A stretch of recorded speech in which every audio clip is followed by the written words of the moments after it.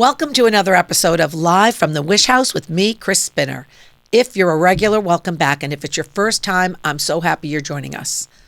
My path profoundly changed when my son was diagnosed with autism. My marriage collapsed, and I began to develop my own Chrislosophies to navigate and thrive. I'm here to connect with you, to share and learn, and together we can open our minds to creating the life we love to live. So please subscribe, like, share, and most importantly, comment below. I'd love to hear your thoughts, feelings, and stories. Social media. Why is it bothering me so much lately? I think it's because I think I'm on to something. I think it is definitely the cause of our daily angst or small anxieties or lack of sleep or feeling not authentic. What are we doing? I log on. I do what I use it for. I do my networking. I do my promotions. I try to put up some inspirational content. But most of the time, after I've got all of that done, I'm shaking my head. I'm feeling like a secondhand cringe or a odd feeling of embarrassment. And why is that? Why can't I take my own advice? I often say, why do I care? Why do I care? And when I say, why do I care? The next step of my little mantra is to dig down deep and reflect and find out, why do I care? But I'm telling you, I don't know. I don't know. I'm trying to figure out what is the button that's being pushed in me. What's that little trigger that's making me aggravated with watching the content of most people that I know on social media?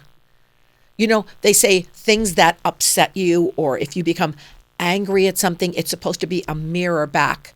Like it's supposed to be that's the thing that you are having problems with, that you're grappling with. So if you see, for instance, I'm just going to throw this idea out there. So if you see, I mentioned once in a podcast, I had friends that were appalled at the J-Lo Shakira halftime show because they were thinking out loud, oh, how could she do that? How can they be so scantily clad?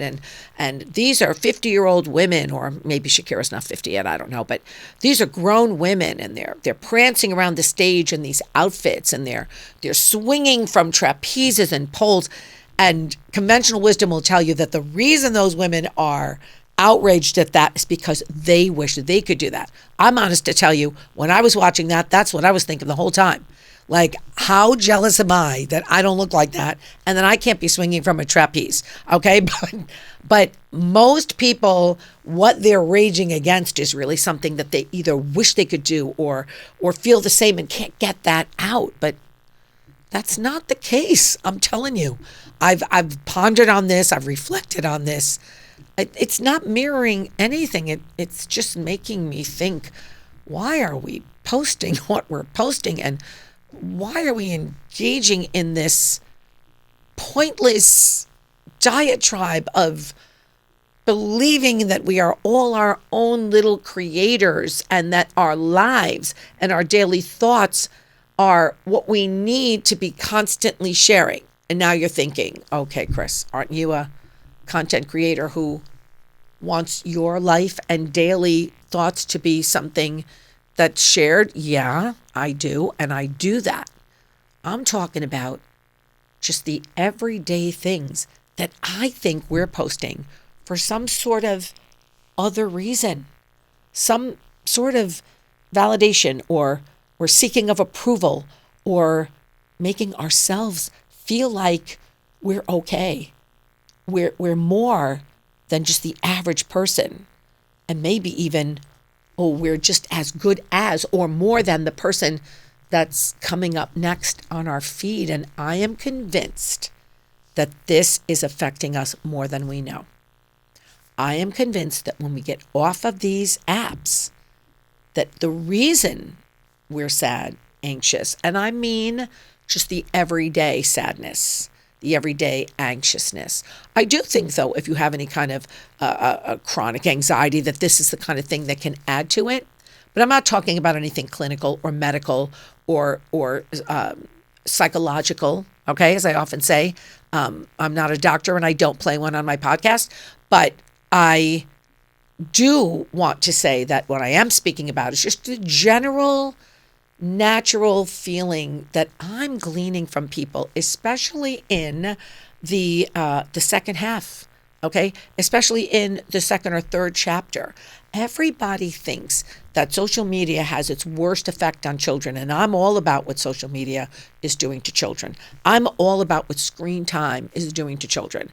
As an aside, I've been doing a lot of reading lately about countries and states and programs that are taking kids off of the screen, going back to paper and pencil lessons, the tactile, the connective. So yeah, I am all about what social media, what screen time, what living in that virtual world is doing to our children. But I'm not talking about children today because we as adults think we're exempt, and I don't think we're exempt at all. I think there's a little bit of pressure, an outside umbrella of pressure that's placed on us when we think we have to live our lives as though we are all in our own little movie. Like we need to have our own little platform.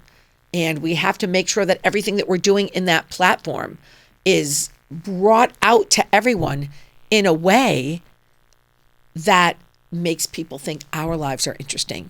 And when other people think our lives are interesting, we're going to think our lives are interesting. I often wonder, what did we do before social media? Where did we get the validation that we're seeking online? Where did we get the attention that we're seeking online? Did we always need this much attention? Maybe we did. But was it quelled in other ways? I'm going to talk today about some of the things, and they may be tongue-in-cheek because they are, when you take them out of their context, it almost sounds like a comedian's act. Because when you're doing it, it probably doesn't seem amusing. But when I'm reading it, it's amusing to me. So maybe with a little tongue-in-cheek humor, not meant to be mean-spirited, but meant to make you think. Maybe you're listening to me in your car. Maybe you're watching me on your laptop or your phone. Maybe you will get a good laugh out of this, but maybe it will make you think, yikes, is that me? And why am I doing that? And is that also contributing to my daily feeling of not feeling positive, feeling empowered, or simply feeling I've got this. I'm in my life and I'm living it. And it's okay to have my family know about that. My friends know about that. Not everyone needs to know every last thing that you've done or that you're doing. Why do we feel the need, for instance, this is my favorite one. It's the one that most people talk about. It's the one that most people joke about. Why do we feel the need to go onto social media and wish people a happy birthday, our significant others usually, when A, they're not even on that social media app? I have friends that they actually start their posts with, I want to wish a happy birthday to my husband, Bob, who's not on Facebook. And so begs the question, why are you wishing a person a happy birthday who's not going to see it? That's the start. And then we have 2 paragraphs that follow for Bob, who's not on social media and who's not going to read that. And it's often, you are the star of my life. You are everything that I hoped for. This is the most wonderful relationship I've ever been in. 2 paragraphs of this adulation for this person who's not reading that. But you know who is reading that? Everybody on your social media feed. They're reading that. They're reading these 2 paragraph shout out about how happy you are, how wonderful your marriage or your relationship is, how you've been with this person 20 years, how you can't do enough for this person. In my mind, here's the first thing I've always thought when I've read those little shout outs. Didn't you just say that to the person when you woke up this morning?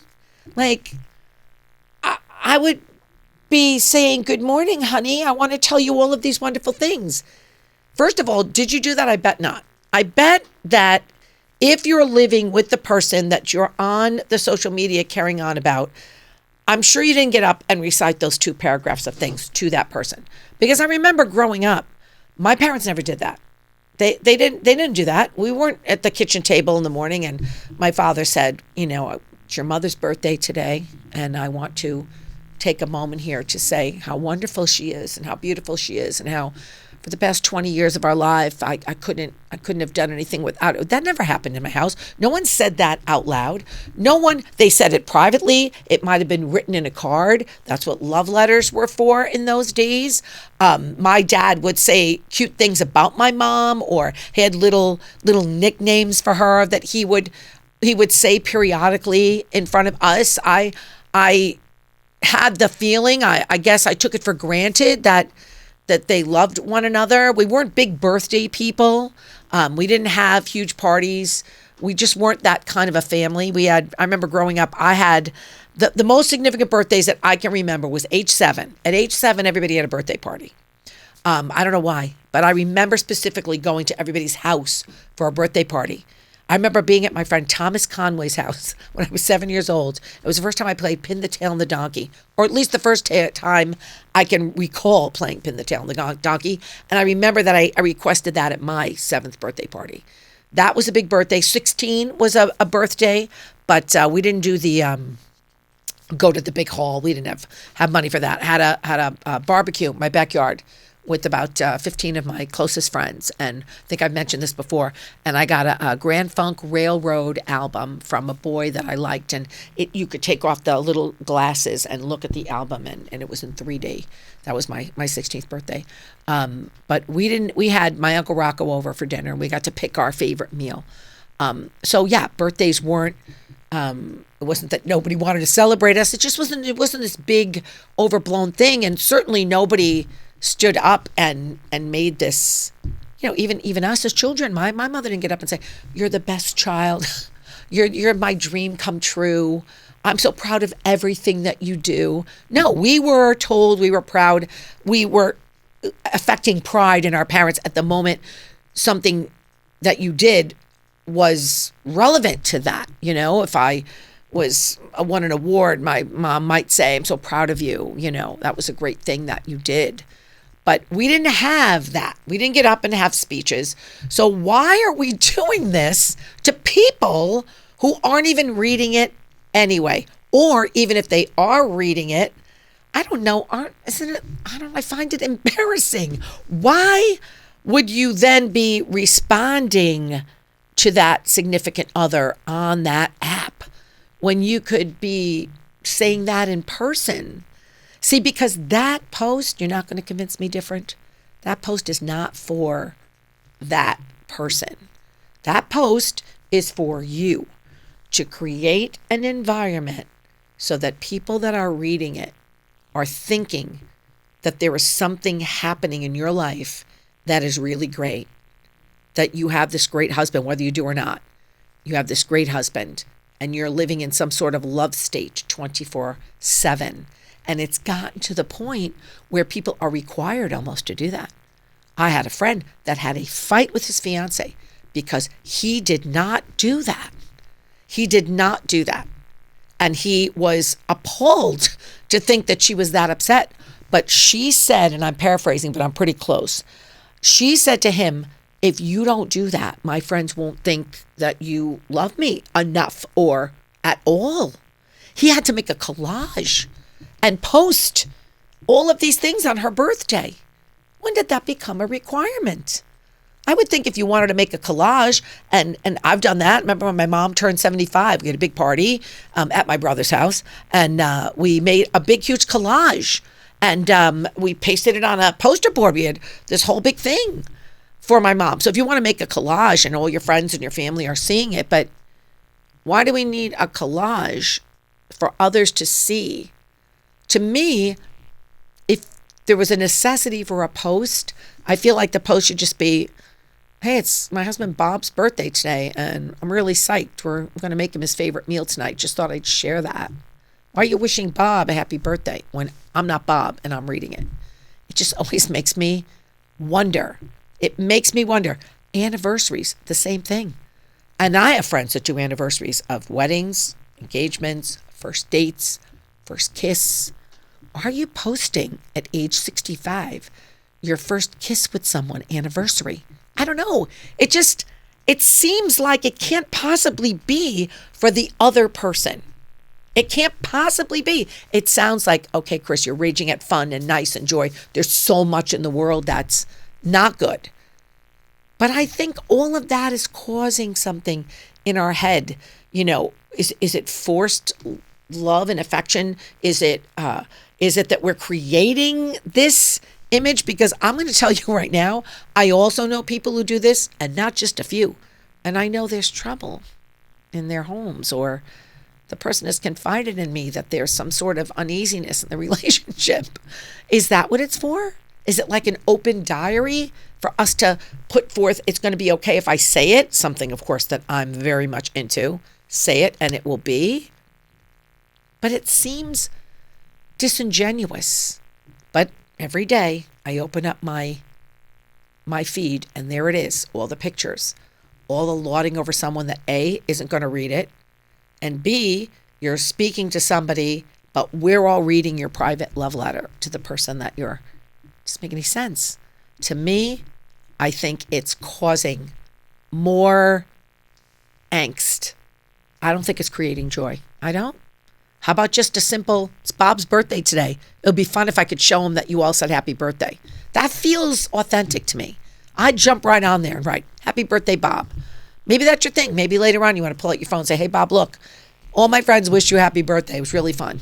Maybe he likes that. That's fun. That seems fun. But all of that talking to somebody on a social media app that they're not going to see, or that they're really not, you could have said that this morning over breakfast. I don't know. It doesn't make any sense to me. Cryptic posts. There's another thing. Venting little cryptic messages. I'm in the ER, or just in the ER. 50 people are writing on that. Are you okay? Is everything, what's wrong? Call me if you need something. Prayer hands.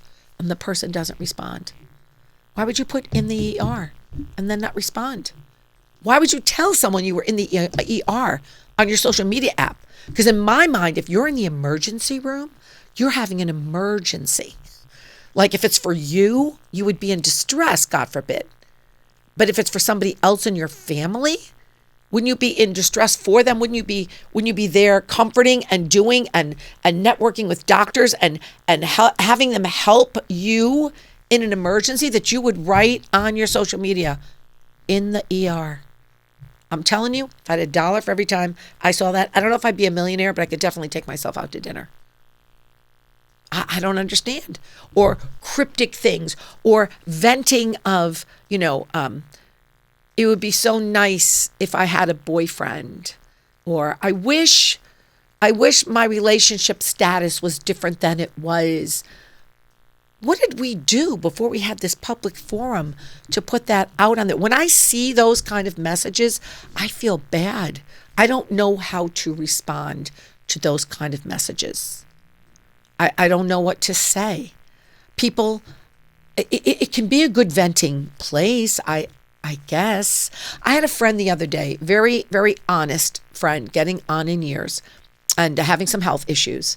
And he wrote a little thing on Facebook about how he loves now, he doesn't get out that much, and he loves now to be on Facebook because it connects him with friends and he can see people's pictures, and he is grateful for this kind of connection. And he put, if I don't see you often, or I don't remark on your pictures, or I don't see your posts, I just want you to know. It almost had a little sadness to it because he's fine, but just getting on in years and having some issues. He said, I want you to know I've loved you all. And it was probably in a very pensive moment. And I liked that post. I went right on there and commented on it. I said, what a brave thing to say. He was bearing his soul and his insecurity and his wanting to tell people what you're writing means something to me. I was moved by that because it felt authentic. I'm in the ER doesn't feel authentic. I I need prayers, but I can't tell you what it's for. All my prayer warriors out there, jump on the prayer bandwagon, but I can't tell you right now what it's for. People write this.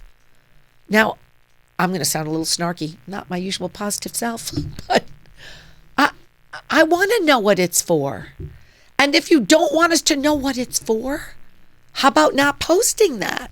What did we do before that? I can tell you what we did before that because I spent 3/4 of my life without that. I would call my friends. I will say this, when my brother was very sick prior to Facebook, he was quite sick, and he was really in the ICU and on a ventilator and all of the things. And I never let it enter my mind that he was not going to live. But when I first went to, he had an operation and some complications occurred. And I sped up to my mom's house. And when I went in to see him, I was devastated at what I saw. And there was a chaplain in there. She was a nun. And she said to me, "Do you want me to pray with you?" And she was intimating that he wasn't going to make it. I remember looking at her like, what? He's going to make it because I'm going to make sure that he makes it. And I put my manifestation and all of my belief system into how it works right in action. I went home and I emailed everybody I knew. I emailed them and I said, "Frank is sick and I want to do this." This was my way of doing it. I explained everything and I said, "I just need you to think about him in a positive way. If you want to pray, if that's something you do, pray. If you want to light candles in a church, whatever you want to do, you do. If you want to meditate on the great big tree outside of your window and add that strength of the tree into my brother virtually, do that. Whatever you want to do, you do." I felt like I was taking some action, and I emailed and told everybody to do that. And then I would do updates weekly, how he was doing and things that I was thinking. And, if you followed me for a while, or if you know me personally, this is me. I'm layer upon layer of overthinking in a good way. But that's what we did. We connected with other people, and soon friends were calling me and saying, "How's he doing?" And sending me little talismans, if you will. A friend of mine sent me a bear claw and said, you got this. You're like a mama bear, strong bear claw. She had got it at some conference she was at. I'm not making fun of it. I'm just laughing. And I would take anything because it was connective. And he did live. He did live and he did survive.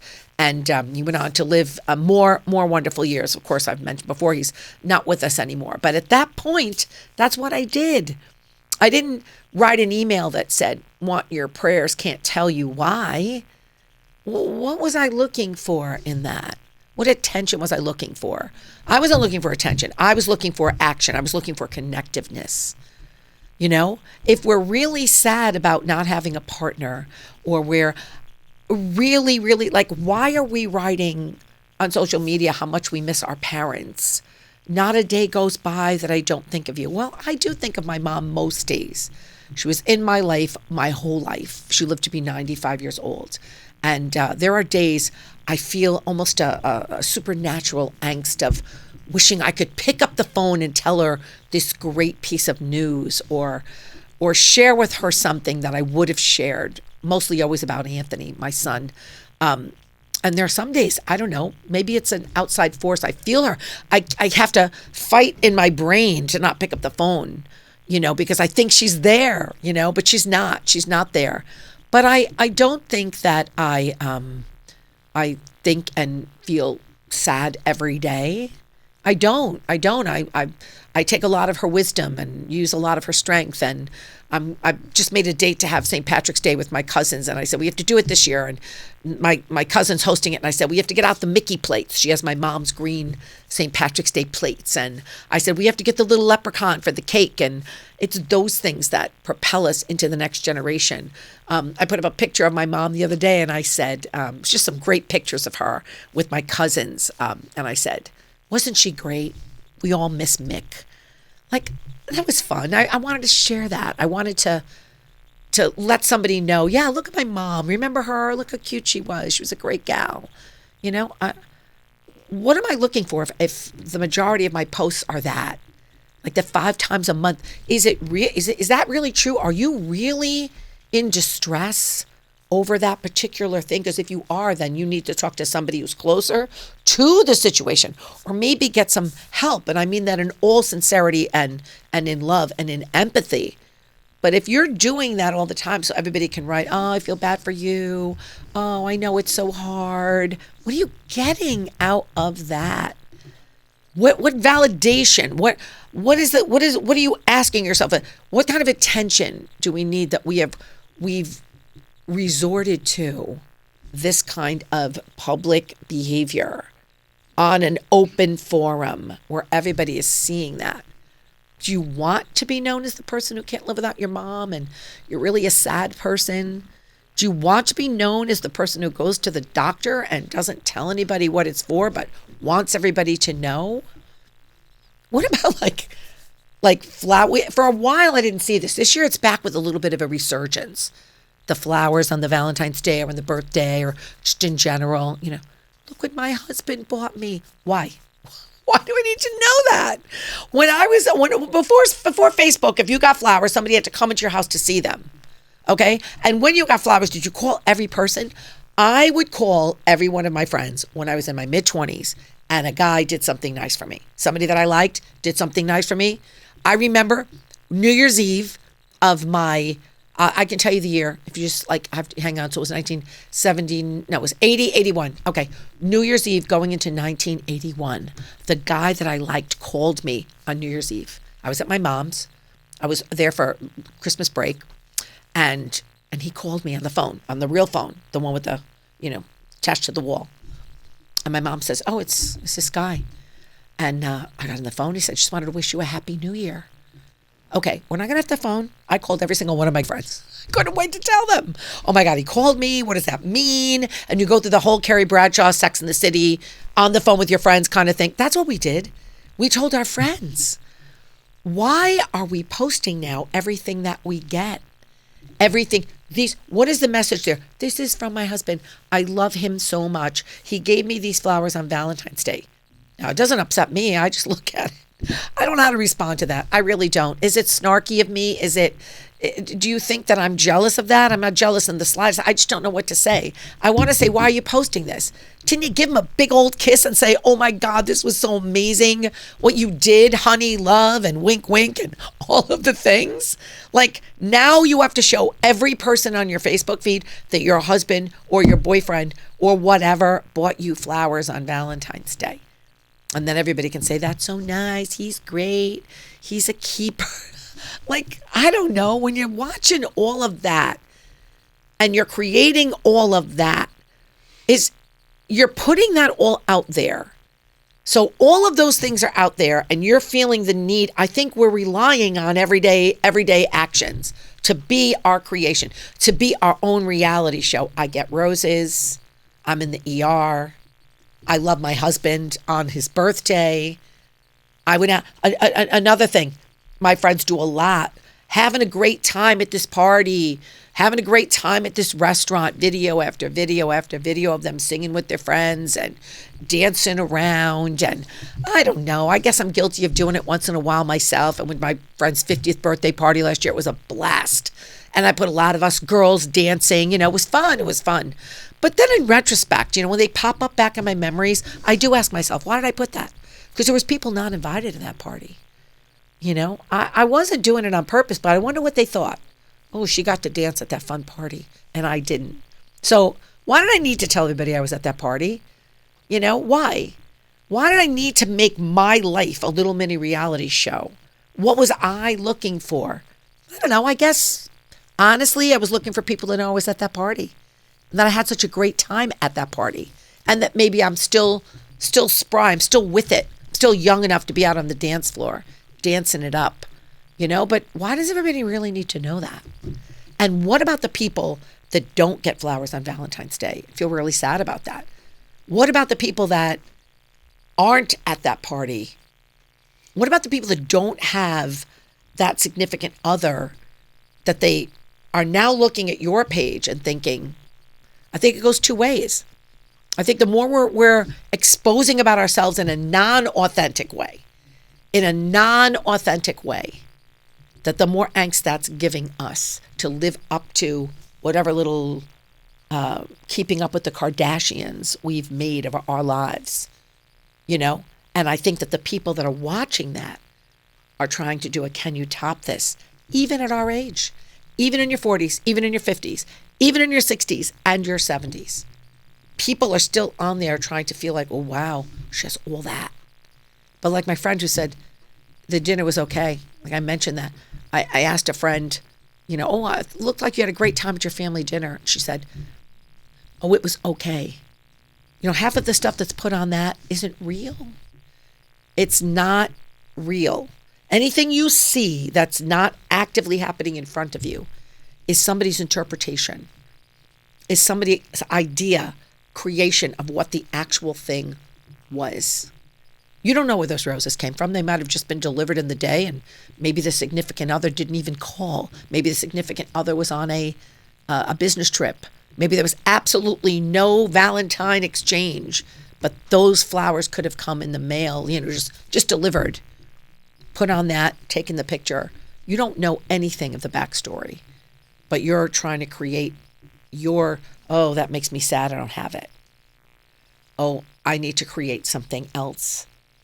I feel so strongly lately, I don't know why it's become this bee in my bonnet, as my mother used to say, that I'm really starting to believe that connection, reality, authenticity, channeling our own empoweredness is far better for our mental and emotional psyche than being on the screen, posting things in our daily lives for no other reason than some sort of subliminal creation to make ourselves feel better. Because we don't. Because we don't feel better.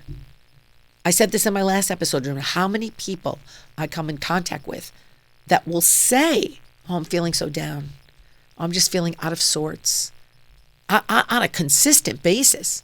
Oh, I don't know what's wrong with me lately. But I don't remember us saying that before we had this social media thing. I don't think that we said that as much. I don't recall ever saying that I was out of sorts unless I was really out of sorts. I remember being 25. I left my job. I had no job.